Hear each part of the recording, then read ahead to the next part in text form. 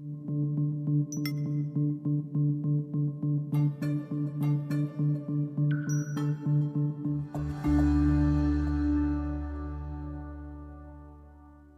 are predicting that the worst is yet to come, which is unfortunate, said one person here.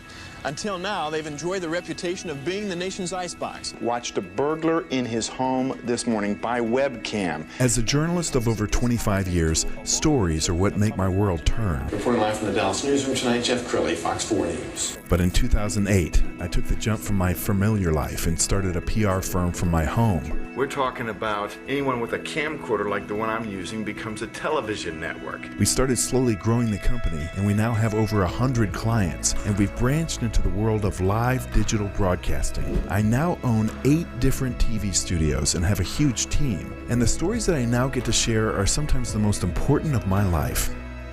Life has a funny way of coming around full circle. This is the Jeff Crilley Show. Welcome to my show. Well, as everyone knows, the economy is struggling, and that means a lot of nonprofits and charities that are doing great work are also struggling. The good news is, here in Dallas-Fort Worth, we live in one of the most philanthropic communities in the entire nation. To talk about that, long friend Bob Hopkins, he's a best-selling author and speaker. Welcome to the show. Thank you very much. Nice to be here. Well, I'm thrilled to have you on the show because you just wrote this best-selling coffee table book, Philanthropy Misunderstood. I am fascinated by the title. What does the title mean? Right. Everybody's fascinated with the title. You know, I struggled with philanthropy misunderstood or philanthropy understood. And so I had a lot of people say, no, it should be understood. And so I said, okay, my second book's going to be understood. My first one is Philanthropy Misunderstood. And the reason is this, Jeff, I'm not a philanthropist because I don't give $1 million. And people who give of their time, thousands of hours, they give of their resources, they give their clothes, they give the shirt off their back, are never called a philanthropist because they don't give money, big money.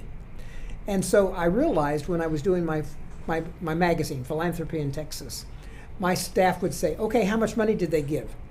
And after a while I thought, you know what, it didn't make any difference because these people are good people who give so much back to the community. Why am I judging them on how much money they gave? And so most people say I'm not a philanthropist because when I win the lottery, I will be. You arrived in North Texas in 1984. And so when you hit the ground, how did you meet all of these fabulous people? Right. You know, I wasn't hired for a long time because people said, you don't know anybody. And it's true, I didn't know anybody. But I came here as an educated fundraising executive that I had already worked for in Kansas City. And when I came here, I wanted a fundraising job. So I applied to different organizations, and they all said, but Bob, you don't know anybody. And I said, okay, but I can learn fast. Anyway, the Shelton School hired me. And it was so easy after that because in 1984, the streets were laden with gold. And there were so many people out there giving, and doing. And so all I had to do was take off the lid off this gigantic pot, and people just jumped out and said, I want to give. So I went off the Shelton School on the $40,000 goal, and we raised $170,000. That just tells you within a very short period of time, very shortly after I got here, people were ready to give. They just hadn't been asked. And people had been telling you for years, you got to write this book, you got to write this book. What caused you to finally do it? Well, because I do have a lot of stories of people, and I would tell stories, and I would tell stories, and I would tell stories, because, you know, life is a story. And I don't do anything without telling a story. I teach speech now, and I tell my students, you have to tell a story. And I kept telling stories, and people said, you know, you got to write that down. You got to write that down. That's a great story. That's a great story. And so I said, okay. And so I decided to start writing, and got permission from my editor of the magazine that I created, Beth Wilbins, and she said, you've got a story in you, Bob, and you need to write them down. And I realized I didn't have enough just for me, but I did have 108 people that I knew that I had worked with that had a story with me. And so that's what started it, and that's why. Well, you got to make me a promise. When they turn the book into a movie, Richard Gere plays you. Can you promise me that? That sounds like a good deal. There you go. We've got some video of you out signing books at one of your many book signings. What is that like when you're pressing the flesh and people are seeing their own face in the book? What's that like? Yeah, it's amazing, you know. And I've got a magic pen here, You and got I a don't magic even pen? know where it is. Maybe we left it in the other room. Well, anyway, I have a magic pen, and that's what I'm writing this with, and I love it. I just love it. People say, "Will you sign my book?" And I love signing the books. That's awesome. It took you 2 years to write. Yeah, and 5 years to think about it, And so, actually, it was October to October that I actually started writing and finished the book. It came out October the 19th of last year, so not too many months ago. Well, you're also an incredible speaker. We've got some video of you speaking, and I know that you teach class as well. That's got to be rewarding to give back in that way. Right. Yeah, I do teach speech, and the focus is nonprofit organizations. So they talk about nonprofits. So I get to introduce this word philanthropy to my students who've really never heard of it before. Truly, they haven't. They don't know what that is. They said, "Is it bugs? What is So anyway, it's love of mankind, and so I get to teach that in my classes, and it is really warm to me when students leave my class and say, I learned philanthropy. Not just speaking, I learned philanthropy. I love it. Well, I know the process of writing a book is a tough one. It took me more than a year to write my book. As you're writing about real people, and you know that these real people are going to read your book, are you kind of sweating over the lines and saying, should I put this line in there? Would this embarrass this person? I mean, that's got to be a challenge. Right. I had 2 editors that gave me a lot of advice and information, and they didn't change the thoughts that I had, but sometimes they would change some of the words. And the people actually who were in the book wrote their own story too. And so their ideas were not changed, but maybe some grammar was, et cetera, et cetera. I've been through the book a couple of times. I don't find any mistakes, but it's because I had 2 good editors. That's wonderful. Okay, what's some of the highest praise you've been paid since you wrote the book? Oh, gosh. I've been on several talk shows, and in the signings of the books has been amazing. One of the places that I had a signing was in the University of Missouri in Kansas City. Wow. Because I have people in Kansas City who wrote the book. And because an author coming in from Dallas with a great big book, and it's all very colorful, the students were in awe of me. Number 2 is I just got back from Bangladesh. I was the only white person in Bangladesh. Not only was I an author, I was white. They all wanted my picture being taken. They thought a movie star had come into Bangladesh. So perception is... They said it was Richard Gere. They all thought it was Richard Gere. Perception is a lot here.